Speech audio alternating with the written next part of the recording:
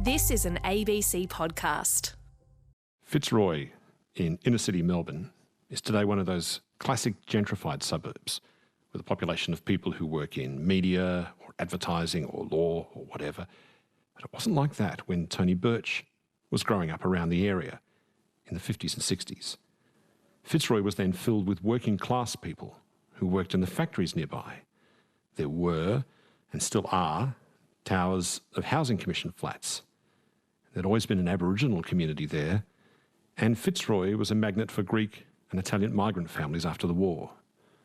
Dr. Tony Birch was born into a large family of Aboriginal, West Indian and Irish descent. As a kid, Tony was an altar boy and very bookish. But he got into trouble as a teenager and was expelled from 2 schools for fighting. But with the help of a mentor, Tony made his way into university as a mature-age student, where he got a master's in creative writing and a PhD in history. But Tony never forgot where he came from, and where he came from gave him a huge treasury of stories. And Tony has since become a major Australian author. Tony's got a new collection of short stories called Dark as Last Night. Welcome back, Tony. Thank you very much for having me, Richard. The thing about life, as I understand it, in a working class area, back in those days, Tony, the days of your childhood, is that absolutely nothing could go to waste. Did you and your sisters go out gleaning around Fitzroy, around the area, trying to find stuff to bring home? Yeah, and we did so by necessity. These days I collect as enjoyment, but when we were kids, I mean, the sorts of things that we had to collect were, firstly, the most basic was firewood, and we were lucky that a lot of houses were being demolished at the time, so there was a plentiful supply of scrap wood. Usually it would be large planks of wood that, 2 or 3 of us would need to carry home, and my mum might chop the wood up, but often it was a case of just sticking the end in the fire, and as the plank burnt down, you just pushed more of it into the fireplace. So firewood was a necessity. Secondly, beer bottles. We collected beer bottles for many years, and we used to get, I think, $1 a dozen for beer bottles. So, 20 dozen bottles would get you £1. We also collected scrap metal from a very young age. So, again, with a lot of the houses being knocked down, we regularly collected scrap lead and scrap copper and a bit of scrap brass, and you could make a good, sort of income out of that sort of level of scrap that went into the family income. It wasn't done so that kids could sort of just have pocket money. Everything that you made, any money that you made, you made a contribution to the family. So they were the major, sort of gleaning we did was around firewood, scrap metal and beer bottles. And what if you didn't find firewood during the winter months? Well, it'd be very cold. I mean, the houses were clearly uninsulated. There was no heating at all except for the open fireplace. And in the case of our family, it was even more drastic. We didn't have any running hot water, so we had a copper, as people call it, in a lean-to laundry in the yard that was also needed fuel, which also needed scrap wood to heat up. So without the wood, you wouldn't have a hot wash and you certainly wouldn't have a fire. I'd have to say, Richard, I can't remember a time when we didn't have wood, and I think that's simply because we'd worked very hard to make sure that we gathered it. And I think the most important implement that the family had was an old pram. So the old pram was used to go around the street and pick up wood, to pick up the bottles, to pick up the scrap, and to do shopping. Everything we did required the use of a pram, and the only use the pram didn't have was to sit a kid in it, because that would have taken up space. So, but I honestly, I can't remember not having a fire, and I'm probably sure that there were the odd occasions, but look, we were really enterprising, we were really resourceful. And I think I should add that we were pretty lucky. My nan lived next door to us, and her boyfriend, a fellow called Ray, he was a scrap man and junk man, so he used to pick up scrap metal and other sorts of junk from the street, and he would often, of course, bring home wood as well. That while he was going around the streets picking stuff up, he would gather wood as well. So if we didn't have enough wood in the house, I do remember also getting wood out of my grandmother's back garden. What kind of spatial awareness do you develop of a suburb like Fitzroy when you're doing that sort of thing? You'd probably be able to walk your way through every back alley blindfolded from one end of that suburb to the other. Am I right in thinking that, Tony? Oh, yeah, I mean, I could. And I live in Fitzroy now, and during lockdown, we're stuck in our 5 kilometre radius, and my wife and I walk our dog regularly around the suburb. We took him out for a long walk this morning, and he's a Jack Russell, so he's a back lane sort of guy, so he loves the back lanes. And I do talk about how much familiarity I have with the streets and familiarity that you had from a very young age. So it does surprise me now that, when I was 5 years of age, I took myself everywhere to and from school, to and from the paper shop, to and from the football. So you get to know the street very well. And I think the other aspect of that, Richard, is I know the term can be overused, but you do get to become street smart from a very young age. So what you might call perceived danger, or just an awareness of where not to go and when not to go there, or you would get a sense of something happening in the street that it was best to avoid. So I have a good sense of avoiding conflict and avoiding dangerous situations by, I suppose the best way to put it would be by being able to read the street. I mean, that's very different now. When you go down Brunswick Street, all you have to read is the sign for 8 different sorts of coffee you can get. But as a kid, it was a very different place. Our family was well known, so people were generally protective of me as a kid, but you still had to be quite aware of what was going on around you in certain streets that you would avoid at certain times of day or night. I lived in Fitzroy for years during the late 1980s and early 1990s when it was just sort of starting to be gentrified, but I'd still see some pretty wild things there, Tony. I remember being woken at 2 a.m, looking out at my house on Moore Street in Fitzroy and seeing an extremely large, very, very overweight man who was clearly a taxi driver running stark naked in the middle of winter down Moore Street screaming out, "Help, help, I've been robbed." And I think what had happened was he'd just been robbed in his taxi and the thieves had taken his clothes, so he couldn't do anything about it. Did you see wild stuff like that happening all the time in Fitzroy as a kid? Well, I never saw a naked taxi driver, Richard. I think that was entertainment for the middle class. I'm not sure. I mean, it's interesting you say that because, and again, we've got to avoid being romantic because it was in some ways a very tough place to grow up in. But I would say quite strongly that robbery was very uncommon amongst people simply because we didn't have anything to rob. It's not as if people could come to your house and take something from you that they wanted because you tended to have nothing. And I don't mean that in any sort of woe is me way. I mean, we may have occasionally had a black and white television, but we certainly wouldn't have any cash or any other goods in the house. So robbery amongst people was very uncommon. It was more the case that when I was a kid in Fitzroy, the sort of illegality that you would see and, a pretty sort of wild night would occur somewhere along Gertrude Street or possibly Brunswick Street. But that was related to the pubs. It was related to particular forms of entertainment like the gambling clubs, occasionally espresso bars, a bit of street dealing, a bit of street prostitution. But it was largely confined to those strips. So again, you could, come down to Atherton Street where we live, which was probably, in a couple of 100 metres off Gertrude Street, and it would be relatively quiet on most occasions. I mean, people might have a drink and a bit of a party now and then, but I don't remember it being particularly wild. It would be up on those main strips that you'd really see the action.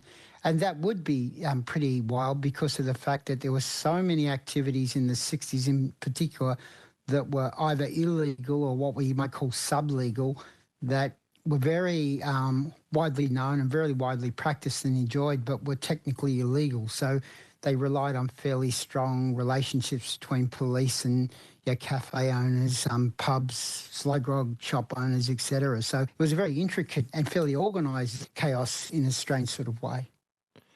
Your grandmother ran a sly grog shop. Tony, tell me about this and why was there a need for sly grog shops back in those days?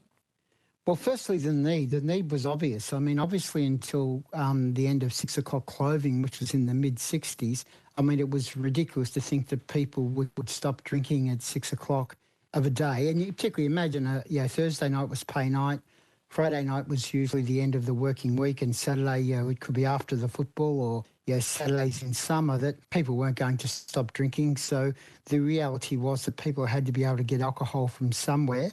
And we know that some of the pubs continued to sell illegally after hours. That's widely known. But people would establish sly grog shops, or just, when you say shops, people like my grandmother and many others would sell alcohol from the back gate or a side door. And what they really did was simply often sell only beer, some wine, and they would sell it at a markup that justified them having a business, but at a markup that people regarded as an acceptable markup for being able to buy alcohol outside hours. But even when 10 o'clock closing came in, so people could drink from the mid-60s up until 10 p.m, there was still no Sunday trading. And again, even though 10 p.m. seems relatively late, if people didn't get themselves organised, they would want to buy alcohol from a sly grog. And the other aspect of the sly grog was that some sly grogs functioned as, in a sense, illegal bars or, sort of illegal pubs where people could drink on the premises, so that there were several places in Fitzroy where they'd set up a sly grog in a backyard of a factory on a premises where people not only would get alcohol, they might get some food, might even get some entertainment. And this branched out to the illegal so-called nightclubs that were established in Fitzroy. So there are a lot of clubs working in Fitzroy that were functioning outside hours of hotels that also offered entertainment and illegal alcohol. But my grandmother's business was pretty much a backyard business of literally selling alcohol from her back gate off a house in George Street in Fitzroy, where conveniently she had a nice back lane where people would come to the back gate and she would sell alcohol from the back gate. Did the police take an interest in that? Oh, yeah, look, and my PhD actually dealt with a lot of this stuff. I did a lot of oral history interviews around sublegal, illegal activities and street life. And when I started that, I would have used the term police corruption to say, well, for these sublegal and illegal activities to function, the coppers had to be paid off, so therefore we're talking about corruption.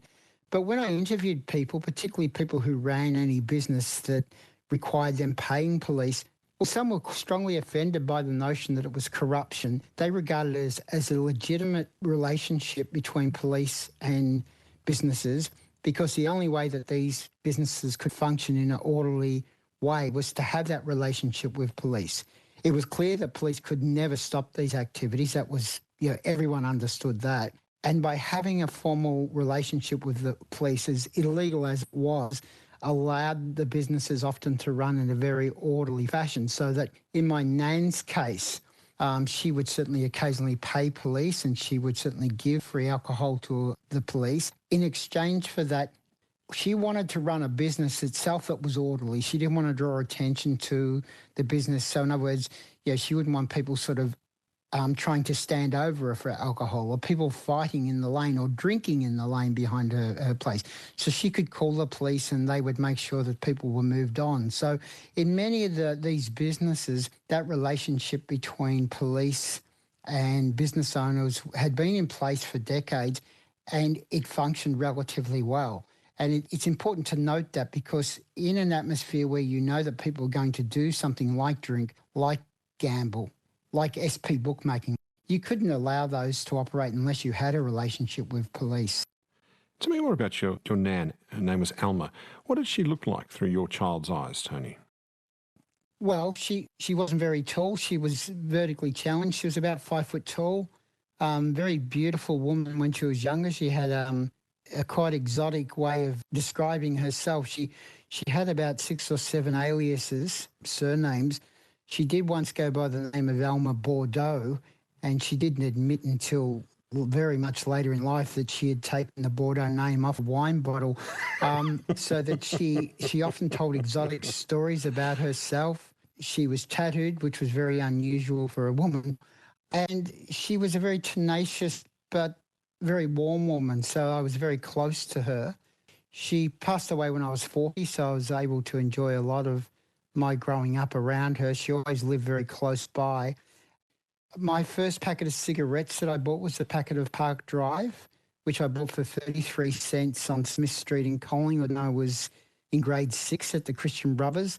She paid for the cigarettes and we split them. So I took 10 cigarettes and she took the other 10. So she didn't mind that I was smoking at the age of 11, which people might seem surprised by. But at the same time, she was incredibly warm, incredibly loving, and someone that I always felt incredibly safe around. So talking about that idea of growing up in a fairly tough neighbourhood, you got a great sense of affection of being around Alma, and it's the way she was with all her grandchildren. All her grandchildren were very close to her. She was an op-shop treasure hunter. What were some of the places she'd take you to on her op-shop treasure hunting adventures with you, Tony? Yeah, well, again, I think when I started going to op shops, and I'd always gone to them, it was in a sense out of necessity, so that, now I can go to op shops because I just love the treasure hunt. But when we were young kids, we literally didn't buy new clothes, so we bought all our clothes from op shops. But my grandmother and I used to go to an op shop in Abbotsford every Friday, which we called the Anchorage, which is part of the Salvation Army, and the op shop, or a form of that op shop, is still on that site today. When I was a kid, it comprised of several incredibly large corrugated iron sheds that were divided into, furniture in one shed, books and comics in another shed, adult clothing in another shed, bric-a-brac in another shed, kids' clothing's in another shed. And we would walk from Fitzroy to the op shop, so about half an hour, and we would spend the morning there. And my grandmother was someone who loved ornamentation, so that she would buy doilies, she would buy statuettes, she would buy other trinkets. And while she was doing that, and she would painstakingly go through, I reckon, hundreds of objects to pick the one or two that she wanted to take home. And she would let me loose in the place with the rule that I could buy one comic or book, I could buy one toy, and I could buy one piece of clothing. And I couldn't mix and match, so I couldn't come back and say, well, I've got 2 jumpers, I'll only get 1 comic. She'd say, no, that doesn't work. So she allowed me that strict rule of buying one object of those 3 things each week. We would go back home, and in her house, and particularly in later years when I was about 10 or 11, she had what we call a cocktail cabinet. She didn't mix cocktails, but her cocktail cabinet, which was this beautiful glass Art Deco cabinet, she would place the object that she'd bought in the cabinet along with all the other trinkets and objects, and then she would lock the cabinet and put the key somewhere that you couldn't find it. And you were never allowed to touch the objects again. You're only allowed to look at them. So her grandkids would spend hours, sitting in front of this cocktail cabinet, looking through glass at these what we regarded as incredible treasures, incredible, beautiful objects. And we would occasionally say to my grandmother, oh, can I play with that glass horse? Or can I play with that teacup? And she'd say, no, these are just for show, which is a great word that she used. These are for show. So these were to show herself off. These weren't objects that we could play with. So we spent years as kids sitting around this cocktail cabinet admiring these beautiful treasures that she bought over the years. How important were comic books to you as a kid? I suppose there are some people who are just, when you think about people who are into comics as a hobby, there are people who know comics back to front. My love of comics was divided pretty simply. I didn't like black and white comics, so I never bought Phantom comics as long as they were in colour. We collected comics each week. We had a huge pile of comics at home, and every night after tea, the kids, and even I think my mum and dad, we would read comics religiously. And when we'd read them to the point where we knew every comic, every story, we would take our pile of comics around to Brunswick Street to a place called the Book Depot. So there was I think a whole series of these across Melbourne called the Melbourne Book Depot, and you could take your, say, 50 comics in to the bookshop and you could exchange them for 25 comics, so like a 2-for-1. So you might get 25 comics for free and you might get 25 comics and buy another 25 comics and have the original 50. So we were always recycling our comics.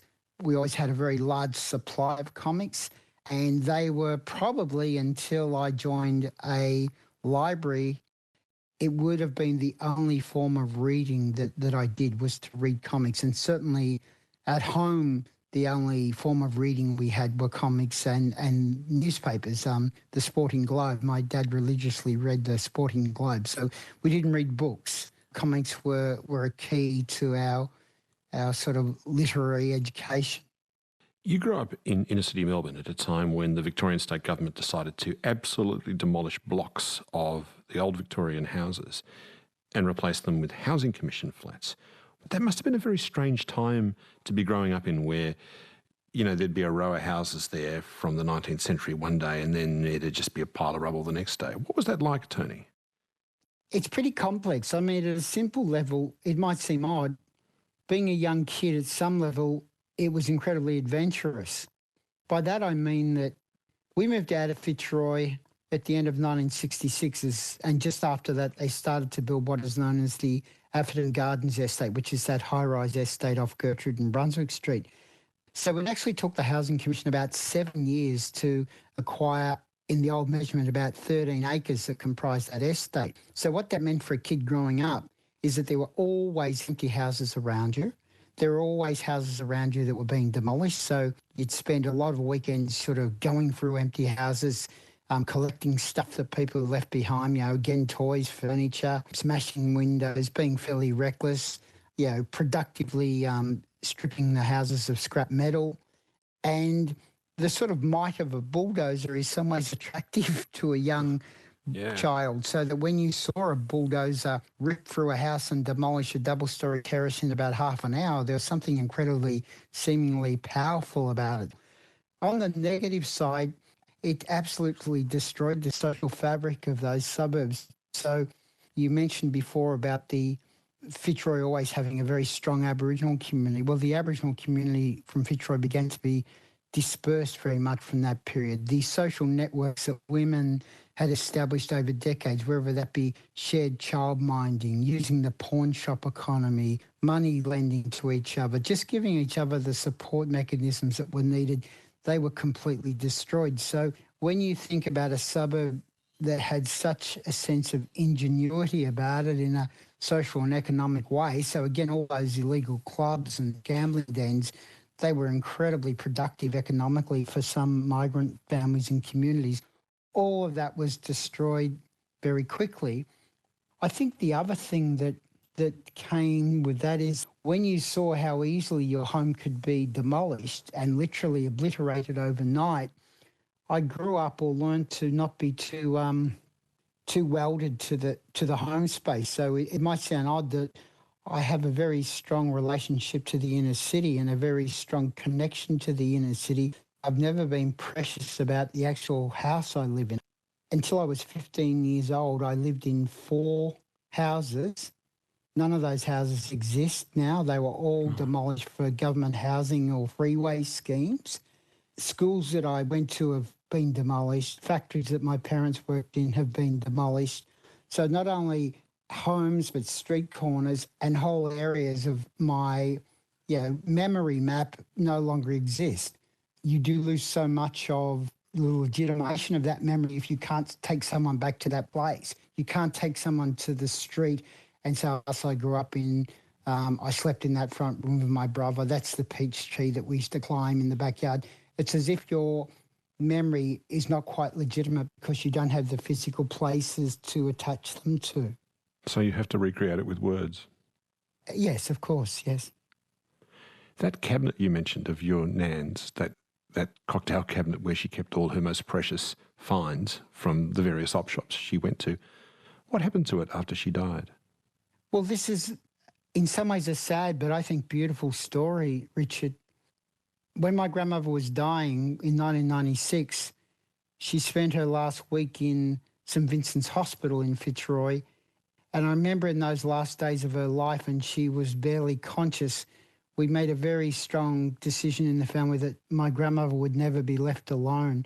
So we had a roster that each of us made sure that we stayed with her.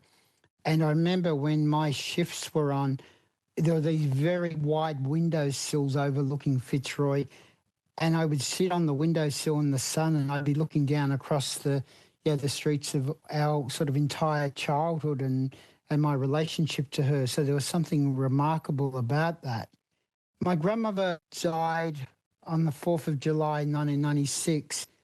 And my mother, the first thing that she did was to go to my grandmother's flat and call all of the children there and said, take one thing each or take a couple of things each that you think are important to you in relationship to your nan's life. And the rest, my mum said, okay, everything else is going to the op shop. And we packed everything in boxes, dropped it all at the St Vincent's de Paul op shop on Johnson Street. And why I think there's something beautiful about that is that all of those objects that my nan collected, other than the ones that we took home as memento, went back to the op shops that she'd collected them from. So, of course, it means that those objects that she'd loved and cared for and that we'd sort of poured over with our kids' eyes had another life, would go on to have another life with someone who walked into that op shop. And I love the thought of someone walking into the op shop and picking up the glass horse that my grandmother had bought 30 years earlier and admiring it the way that she admired it and taking it home and putting it somewhere, maybe on a bookshelf, maybe on a mantelpiece. So it was actually quite a beautiful gesture on my mum's part, I think.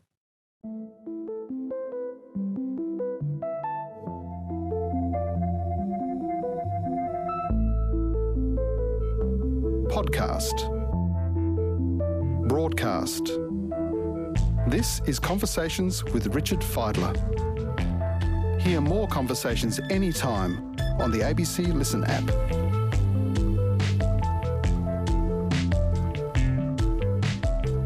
Or go to abc.net.au/conversations. Tony, recently you've told the story of a strange episode in your young life, an opportunity that came your way to have Christmas with another family. How did this happen? It happened because the Catholic Church in Fitzroy, which was associated with the Sacred Heart School where I went to primary school, used to arrange for kids to have holidays with middle-class Catholic families each year. And they were kids who were either from very poor white families and Aboriginal families, and kids who were successful in getting an allocation would be sent to families over Christmas.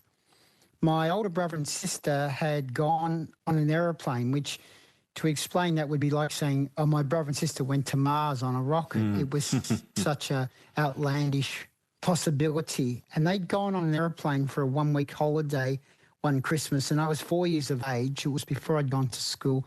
And I was so jealous and envious, I just drove my mother crazy, telling her that I wanted to go on a holiday in the following year. I don't know that it was her nagging the nuns at school or that I'd had a good school year, which I was a pretty good student in primary school. But the next Christmas I was told that I was having a holiday and I'd be spending that with a Catholic family. And I was told that I was going to a place called Rosanna.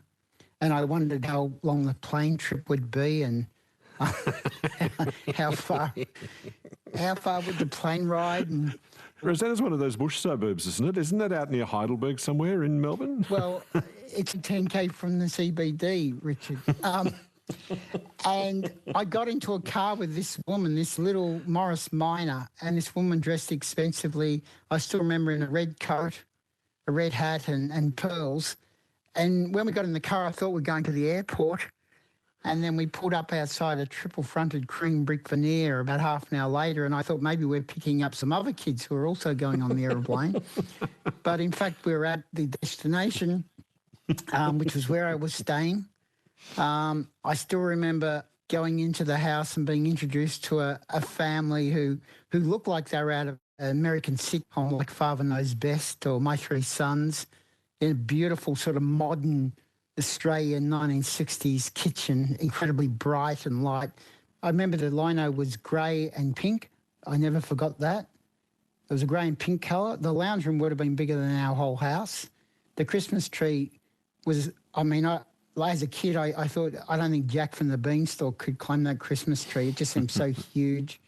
And they had this amazing wallpaper in the hallway, which was a a texture of a sort of a velvet pattern, a black velvet pattern on white. And the first transgression that I committed when I went to the house was when the woman opened the front door and we entered the hallway. I was so drawn to this wallpaper. I thought it was carpet on the wall. That I ran my hands across the black velvet texture and the woman just turned and she snapped, "Don't touch that." So yeah, everything was big, everything was bright, a huge, big black and white television. And then my clothes, which were, again, second-hand clothes from op shops, were taken from me. I still remember they burnt all my clothes in an incinerator in the backyard and burnt the cardboard suitcase. But they didn't say anything, which they hardly spoke to me. They were looking at me like I was some exotic species. I mean, I suppose it might have been just normal middle-class life, because if you imagine, Richard, us sitting in our small kitchen in Fitzroy, there were 7 of us around the kitchen table, everyone weighing in with their say, kids talking over the top of each other, everyone, if you lost a potato off your plate, it would, who could stick the fork in that potato quickest got the loose potato. And so it was all about formality that didn't make any sense to me. The fact that people didn't seem to speak, didn't seem to really interact. And the children seemed very unhappy. I still remember the interaction with the 2 kids, who I know went to private Catholic schools. They seemed very unhappy, the kids. So I simply didn't understand it in any way. Oh. And over the next couple of weeks, I had all my back teeth removed. What do you mean you had your back teeth removed? What do you mean? Well, they took me to a dentist. And by the way, they took me to a dentist in Brunswick Street, Fitzroy. It's so cruel. And my back teeth, top and bottom on both sides of my mouth, were taken out.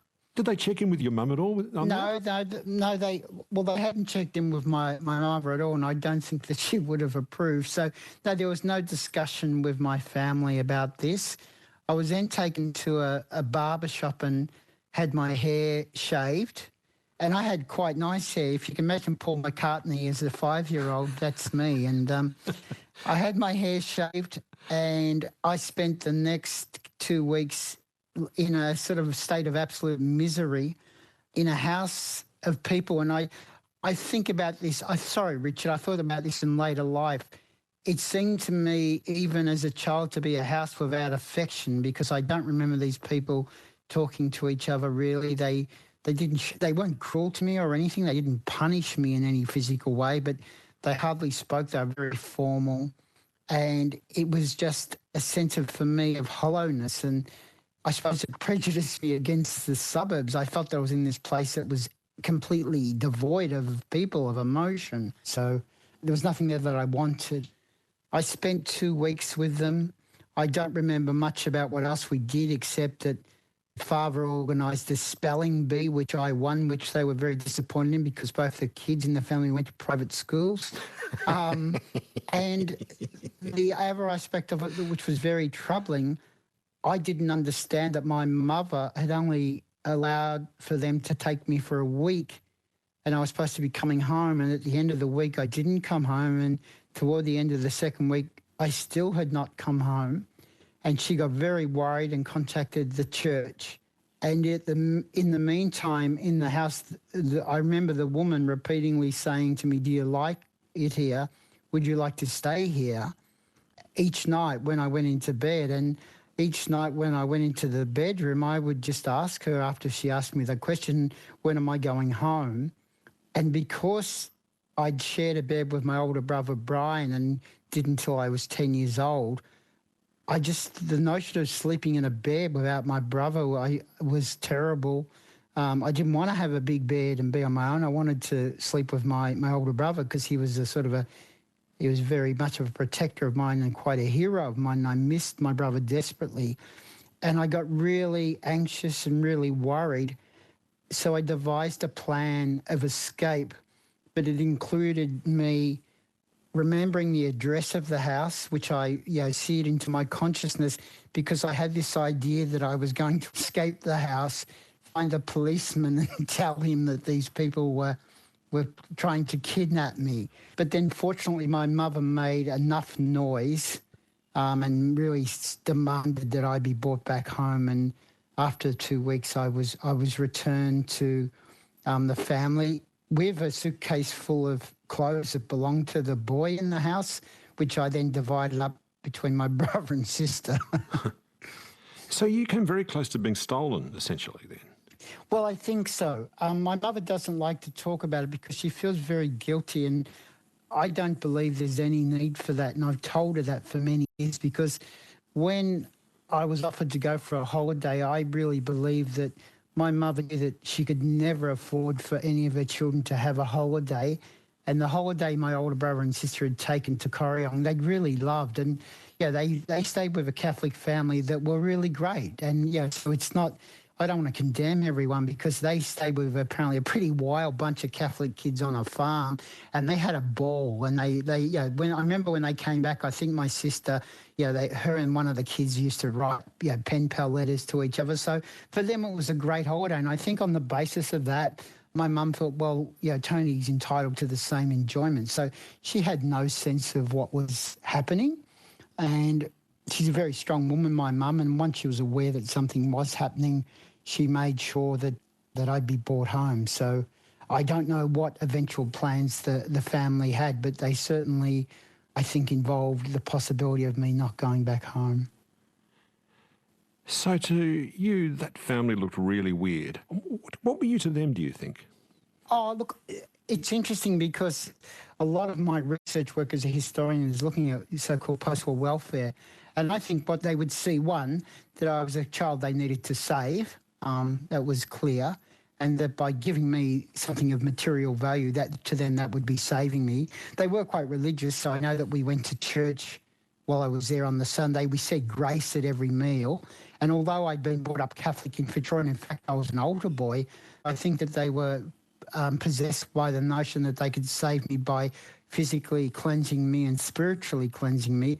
And I don't think for them, as odd as it seems, burning my clothes and having my teeth removed, I think that that's part of the act of, of social hygiene, which related to issues like eugenics. And I don't want to get into discussions, but strict eugenics being about biological control. But what is called social eugenics is to use social welfare measures and forms of cleanliness to uplift people. I think they would have seen me as diseased. I think they would have seen me as tainted. And when you think about the clothing and the hair, they probably wanted to cut my hair. I may have had nits or fleas at the time. I don't know. We often did. We couldn't escape that reality living in crowded houses. And I think burning the clothes would be an act of destroying any germs. So I think it was trying to cleanse me of germs, to be literally honest about it. Have you ever been back to that house in Rosanna? I have been back to the house in Rosanna. In fact, I never forgot the address. So I was only 5 years of age. If anyone ever said to me, do you remember where it was? I remembered the address, I remembered the house.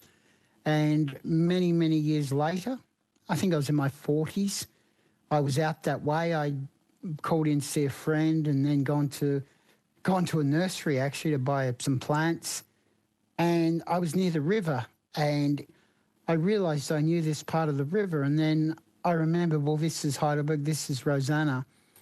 I looked up in the old street directory, the Melway, and the street was very close. So I drove the 5 minutes to the street. I drove into the street, parked outside the house, immediately recognised the house. The odd thing was that the day that I'd arrived at that house when I was 5, I remember the garden being incredibly bright and these flowers, and I don't know the proper name, but people call red hot poker, these incredibly bright flowers and this really almost luridly bright garden.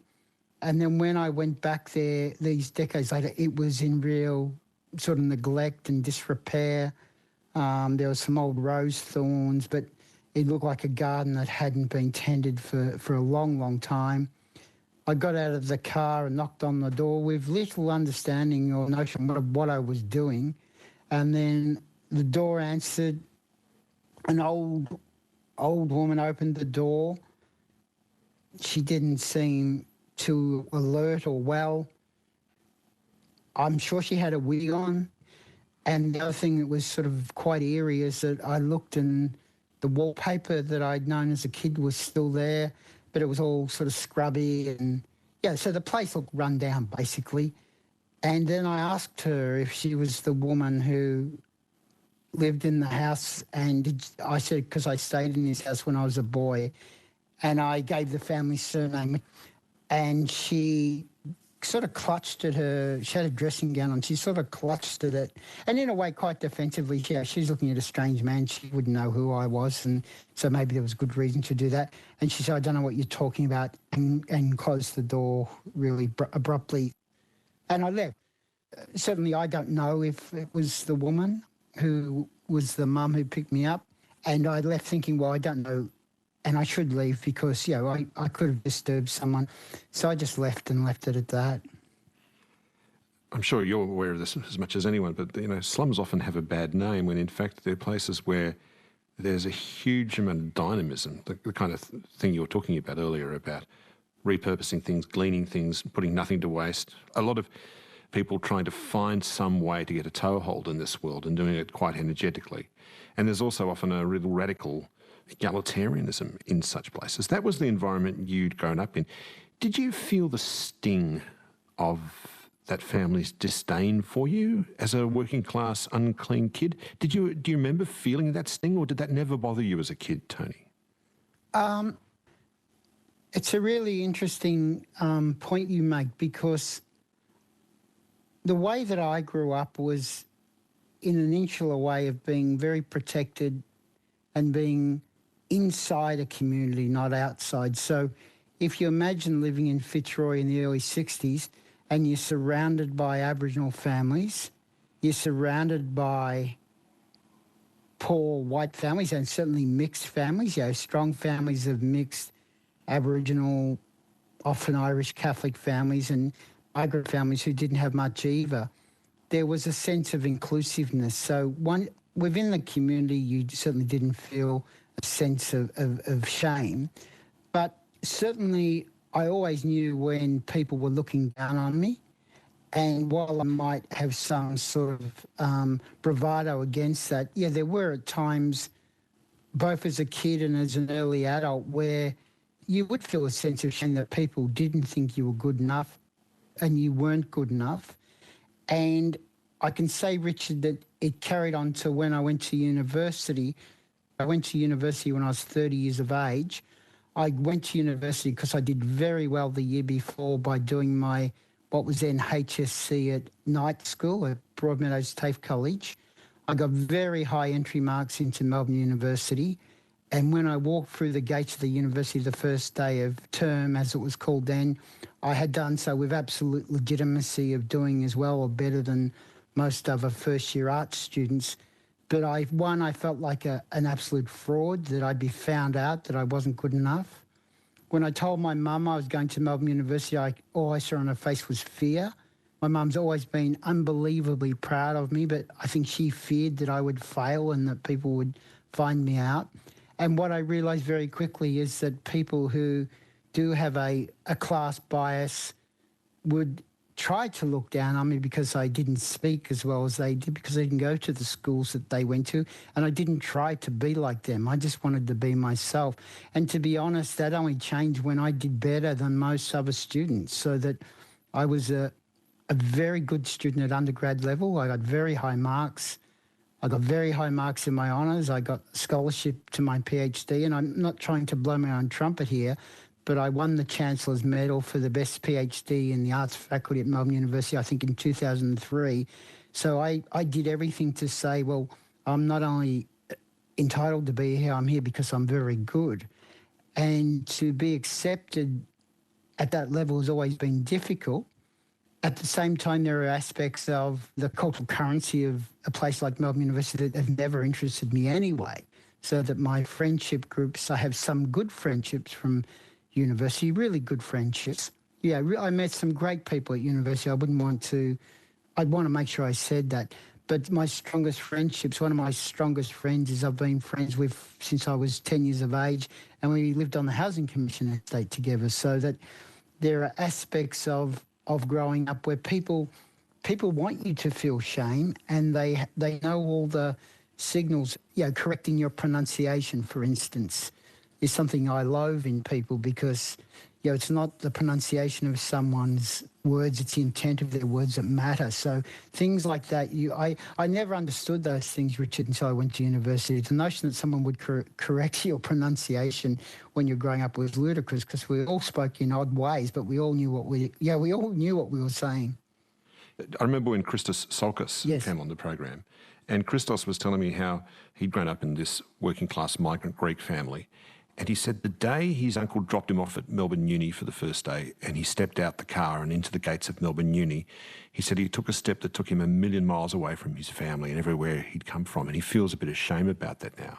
And he said that when he'd learnt all these things at uni that made him clever, and he would come home and lecture his mum on her backward opinions on this or her conservative opinions about that, and he just thinks, he feels terrible about that now. I wonder if that didn't happen to you because you came in as a mature age student. Yeah, it's interesting that Christos Chalkos is a good friend of mine, and we've spoken about these issues. And by the way, he went to the same high school as I did, Richmond High School. So Richmond High School's put out two geniuses. It's amazing. I think it is because of his age. I think there are two things. And I think the fact that Christos has talked about this and written about it shows a great integrity in him to be self-critical in that way. And I think he's overly self-critical, by the way. I think that sense of shame is I understand it, but he need not feel it to that degree, because I think his politics is wonderful and his writing is wonderful. But I would say that it is partly its age, but I think it's partly the migrant experience that I think the time that Christos would have gone to university, there's this enormous pressure on the kids of migrants initially to assimilate and to feel assimilated and to be accepted. And I think Christos would have gone through that very strongly. But I think, like a lot of other migrant families and a lot of other migrant kids, Christos has come back to really appreciate deeply his, for want of a better term, his Greekness of growing up in a Greek-Australian family. And many of my friends from high school, either of a Greek or Italian background, as they've grown older, they've actually gone back to really valuing what it is that they value. They clearly are Australian and they understand the values that have helped their kids get on, et cetera. But I think they now affirm their for want of a better term, their ethnic self more than they had when they were younger. So I just think it's part of the enormous pressure put on people to be homogenous. And I think the last thing we need in a country like Australia is that homogeneity. I think we need to appreciate difference. In my case, I think what I was always saved by is that I grew up in a house and a family and a community that understood diversity in the truest sense. So understood that in my extended family, I can literally talk about either blood or married relations who are Aboriginal, from Barbados, from Malta, from Ireland, from the UK, from other parts of the world, from India. I have my great-grandfather by marriage is from the Punjab. So I always lived in a really diverse family. So I didn't feel a need to escape that in any way. You're a grandfather now, and I might even go so far to say as you're a grandfathering enthusiast, Tony. What do you think when you look at your grandkids' lives and your own childhood? Oh, look, I have 3 grandkids. Isabel, who's 5, Archie, 3, and Charlie, who's 10 months, who's unfortunately in London, so I've never seen him in the flesh. I had a chat on Zoom to him last night. What I see is, it's that complexity of kids who are just like you, kids who you just see parts of yourself in, parts of your siblings in. So Archie, my 3-year-old grandson, looks very much in some ways like my son Drew, and also my brother Wayne, who passed away a couple of years ago. He physically looks like them. He has actions that remind you of them. So, the whole idea of blood, DNA, it's all there. Embedded history, embedded emotions.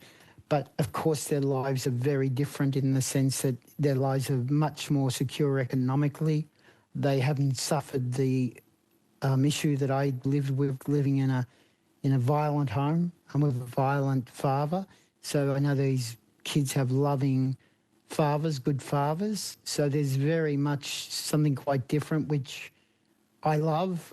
I think that growing up the way that I did gave me a great sense of resilience and gave me a lot of strength, but it also comes with a lifelong underlying trauma that you never escape. I'd rather my grandchildren live in secure and safety and be a bit insulated and be a little bit naive than have to learn the street smarts I did. And you feel as a grandparent that what you are or what you've achieved or what you've become was worth it, because not only do you have children, but to see these little people running about and having a life ahead of them, you do feel, well, I've contributed something here that's worth it. There's something here that I can give value to. So I actually love being a grandparent, and I love being around my grandchildren. Outside my personal relationships, being with my grandchildren is probably my primary interest and my primary joy these days. My grandson Archie he's already inherited op shop fever. He comes here each Thursday. We go to the op shop. His dad's a firefighter, so obviously he's into fire trucks. And we have about 30 fire trucks or garbage trucks in the house, in his cubby. And each week we would bring another one home, and, the whole family go, not another truck, please, not another truck. But he insists on buying another op shop truck, so he's inherited that. And I think if you've had nothing, sometimes if you can afford to be indulgent, you are. And you should be able to do things of value, even material value, without guilt. So one of the issues that was brought home to me is I'm a writer who's published 10 books now. I'd never bought a new book in a bookshop until I was well into adulthood, maybe at university. All the books I'd had before that I'd bought in op shops or swap shops. And for many years, when I went into a bookshop and bought a new book, I would feel enormously guilty about the extravagance of that. And it took me a long time to get over the fact to say, no, I work hard, I have an income, I do other good things with my money, I'm not wasteful, and buying books is something that I should be able to enjoy. But it took me a long time to accept that I could enjoy buying a new book. It's been such a pleasure having you back on, Tony. I really enjoyed this conversation, as always, with you. Thank you so much. Oh, thank you, Richard. It's been lovely to talk to you again. Dr. Tony Birch is the author of a great many books, and his most recent book is a collection of short stories called Dark as Last Night. I'm Richard Feidler. Thanks for listening.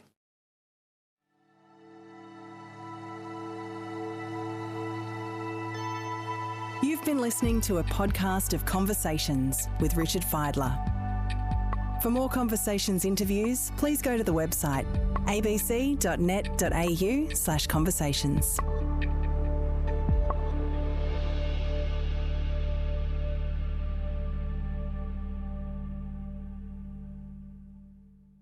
Discover more great ABC podcasts, live radio and exclusives on the ABC Listen app.